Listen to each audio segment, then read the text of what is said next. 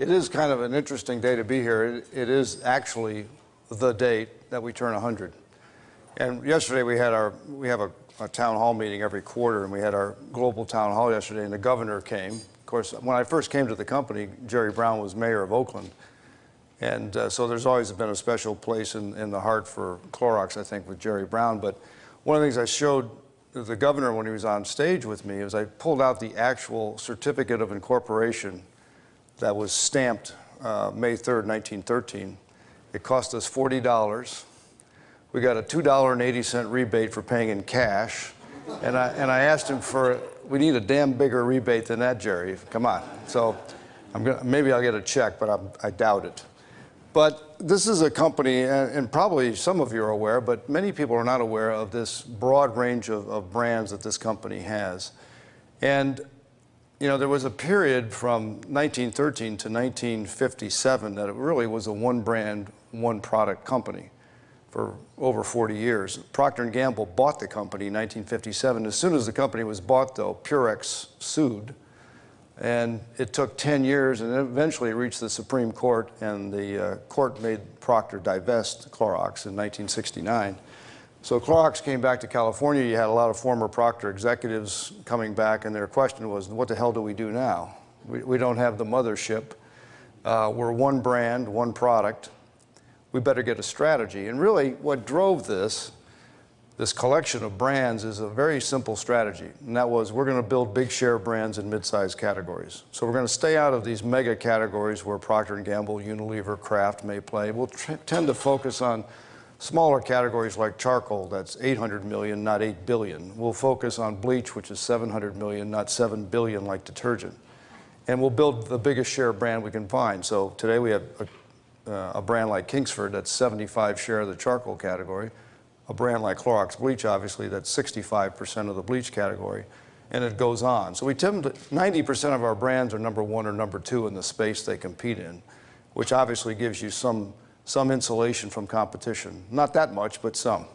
So it's a great collection of brands, and it may be a little hard to read this in the back, but the left side starts at 1969 and goes over to 2012. You can see this basically starting from less than 50 million to now approaching 6 billion in revenue. Some of those step function changes were acquisitions that were made. So for example, this one in 1999 was when the company acquired First Brands, which was primarily the Glad business, which today is our biggest brand. It's a $1 billion brand. And so you see this steady progression, though, over time of fairly good revenue growth, although it probably pales in comparison, obviously, to what tech companies are capable of when you get these incredible spikes. But you know, you gotta, to be 100 years of age, you obviously have to keep growing. There's that old saying in consumer packaged goods, when you're through growing, you're through. And you have to keep building these brands. But something interesting happened during this recession that really hit us in 2009 and 10. You can see on the far left of this, in December of 10, our categories that we compete in. So if you add them all up, charcoal, water filtration with Brita, Burt's Bees with natural personal care, ranch salad dressing with Hidden Valley Ranch. You add them all up, they typically grow 1% to 2% a year. They kind of keep pace with inflation in the US. Outside the US, maybe 4% to 5% growth. But when the recession hit, and it really hit everybody obviously hard, our categories, instead of growing 1% to 2%, started declining 2%. So we had this big swing, for us a big swing of 4 points of growth. Now, we've had a long-standing commitment with Wall Street that we would grow the top line 3% to 5% a year.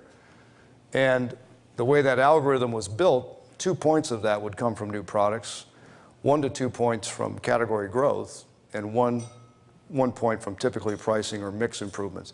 Well, all of a sudden, the 1 to 2 tailwinds that had been there for decades disappeared and went to negative. And that's when we really changed the way we thought about innovation. We said, we've got to make up that difference. Nobody else is going to make it up for us.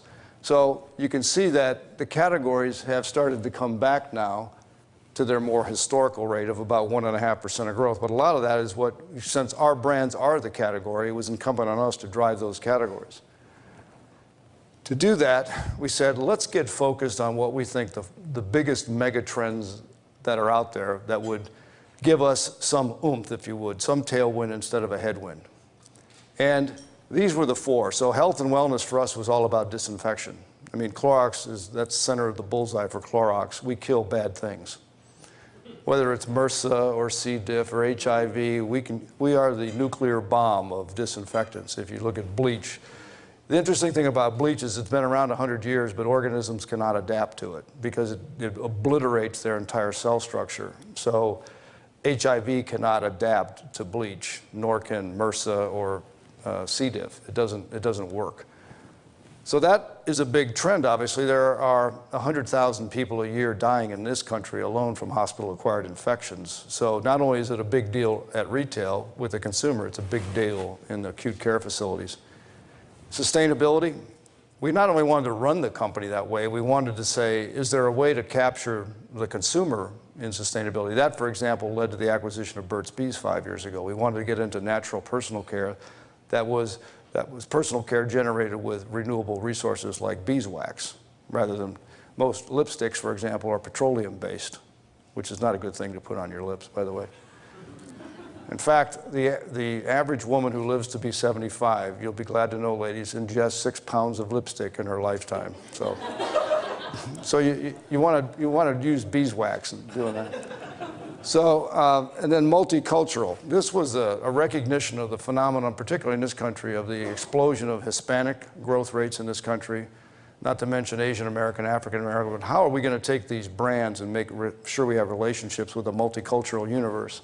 And then lastly, affordability, which was bullseyed, especially when the recession hit. So these were the four trends, and we said our challenge was, how do we keep our brands relevant against one or all of those trends? And that was the challenge to all the business leaders.